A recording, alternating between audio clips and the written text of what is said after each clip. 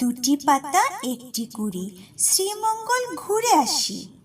বাংলার হিমালয় শ্রীমঙ্গল, আর শ্রীমঙ্গলের চা বাগানের মাঝখানে ট্রেনের দুর্লভ দৃশ্য দেখার শখ এতদিন মনে মনেই ছিল। আজ সেটা সত্যি হয়ে গেল। মনে হচ্ছে হলিউডের কোনো মুভির দৃশ্য। শাহরুখ খান, কাজলের কথা মনে পড়ে গেল। ওরা যদি আজই ভিডিও দেখতো নিশ্চয়ই বলতো ওদের থেকে আমার এই ভিডিওটা অনেক ভালো হয়েছে। শ্রীমঙ্গল হলো চায়ের দেশ। চায়ের রাজধানী হিসেবে বিখ্যাত এই শ্রীমঙ্গল।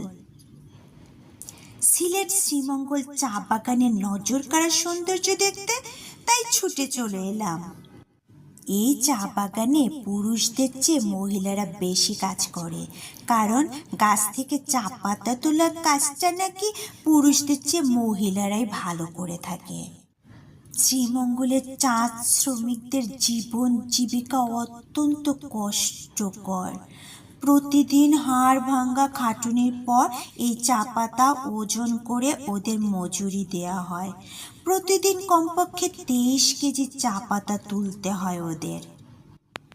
ওদের মুখ দেখে আমার অনেক কষ্ট হচ্ছিল। তারপরেও ওরা আমাকে দেখে অনেক খুশি হয়েছিল। আমি ওদের পাশে যে দাঁড়ালাম, শুধু ওদের মতো মাথায় বোঝাটাই নাই। চা কর্মীরা চা পাতা তোলার সময় রোদ ও বৃষ্টি থেকে বাঁচতে যে গোল টুপি ব্যবহার করে, আমি ওটা মাথায় দিয়েই ওদের মতো চা পাতা তুললাম।